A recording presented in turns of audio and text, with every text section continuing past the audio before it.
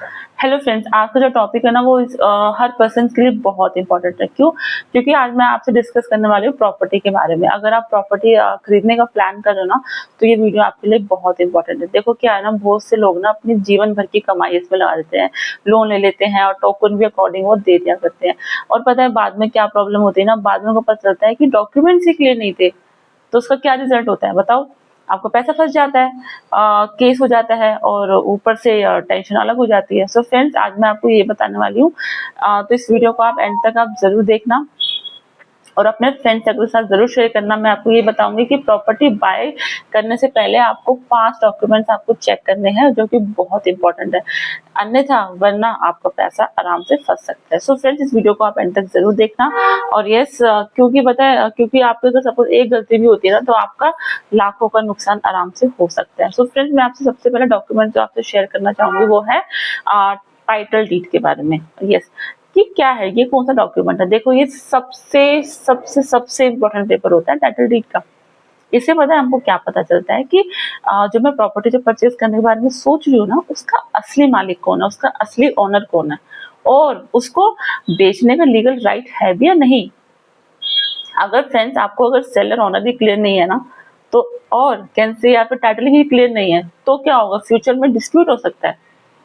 So friends, आपको simple सा important rule आपको यही याद रखना है कि जिसकी प्रॉपर्टी है ना, तो वही वो तो उस प्रॉपर्टी को बेच सकता है। ये सबसे इंपॉर्टेंट रूल है जो हमको स्किप नहीं करना है।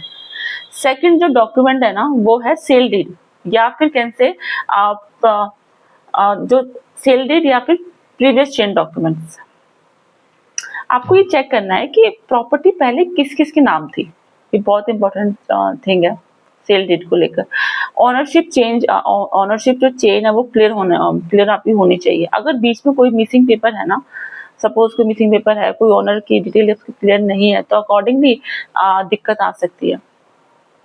क्योंकि बहुत कॉमन देखा गया है ना कि बहुत लोग सिर्फ करंट ओनर देखते हैं, वो प्रीवियस हिस्ट्री को चेक ही नहीं उसको करते ना, उसको देखते।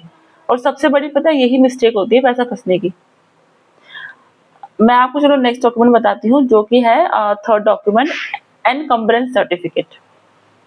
ये क्या है? देखो, इससे पता ये चलता है कि प्रॉपर्टी पे कोई हमारा कोई लोन चल रहा है, या फिर इस प्रॉपर्टी जो मैं खरीदने वाली हूँ इस पे कोई लीगल केस है, या फिर कोई मोर्टगेज तो नहीं है, या फिर कोई इस पे कोई पहले से कोई ड्यूज तो नहीं चला रहा ना। ये बहुत इंपॉर्टेंट सर्टिफिकेट होता है, एनकम्बरेंस सर्टिफिकेट।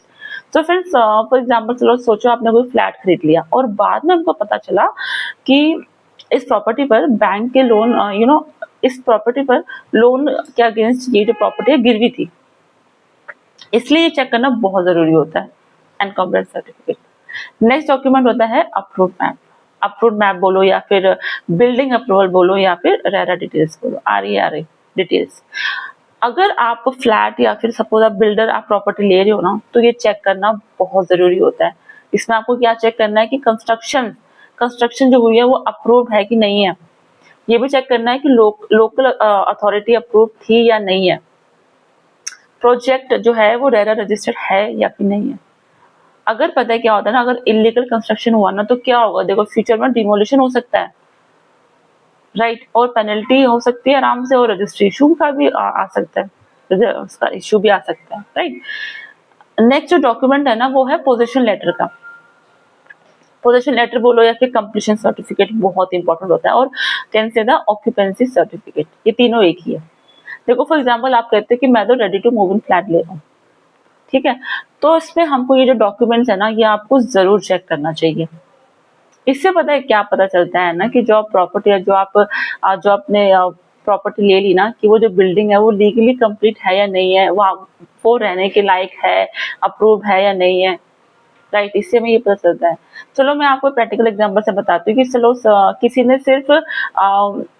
ने सिर्फ ब्रोकर की बात मान ली और ठीक है, और टोकन दे दिया। बाद में पता क्या पता चलता है कि उसकी रजिस्ट्री भी क्लियर नहीं थी, और अकॉर्डिंग टू उस प्रॉपर्टी पर अभी लोन भी पेंडिंग चल रहा है। सो फ्रेंड्स, क्या हुआ रिजल्ट? रजिस्ट्री भी क्लियर नहीं है, लोन पेंडिंग चल रहा है, ना आपको घर मिला, ठीक है, ना आपको जल्दी पैसा वापस मिलेगा। इसलिए फ्रेंड्स, कभी भी इमोशनल होकर ना प्रॉपर्टी कभी भी मत लो। डॉक्यूमेंट्स आपको जरूर देखने चाहिए, ये बहुत इंपॉर्टेंट है।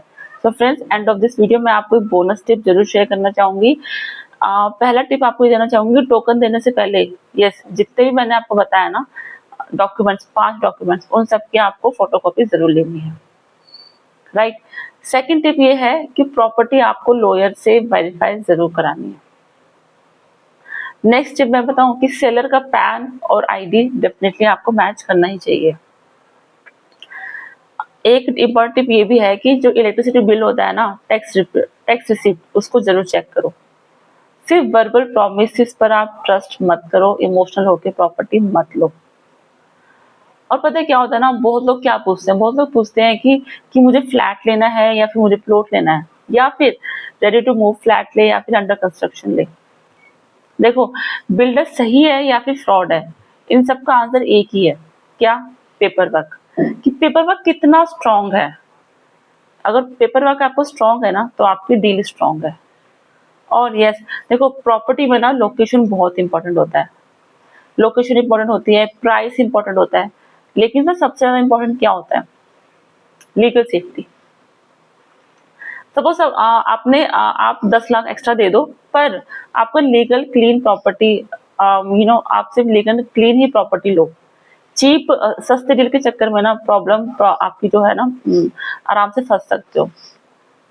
Yes, so friends, property purchase ना लाइफ का सबसे बड़ा डिसीजन होता है। जल्दी से इसको साइन मत करो, हर पेज को देखो, हर डॉक्यूमेंट समझो, हर डॉक्यूमेंट को वेरीफाई करो। ये जितने मैंने पॉइंट्स बताए हैं उसको आप दोबारा देखो और उसको हर चीज को वेरीफाई करो प्रॉपर्टी देखते हुए। सो फ्रेंड्स, अगर आप या आपकी फैमिली में कोई प्रॉपर्टी लेने के लिए प्लान कर रहे हैं तो इस वीडियो को उनके साथ जरूर शेयर करो। हो सकता है उनका पैसा बच जाए, उनका लाखों का नुकसान होने से बच जाए। ये क्योंकि वीडियो ही अपडेट करने के लिए फ्रेंड्स। सो फ्रेंड्स, ऐसे ही सिंपल प्रॉपर्टी टैक्स इन्फॉर्मेशन और नॉलेज के लिए मैं डिस्क्रिप्शन में अपनी ग्रुप का, कम्युनिटी का लिंक मैंने शेयर किया हुआ। सो प्लीज उस पेज पे जाइए and be part of the WhatsApp group community and be daily updated. And yes, will meet in the next video with a more important update. So thank you so much and please subscribe this channel. Thank you.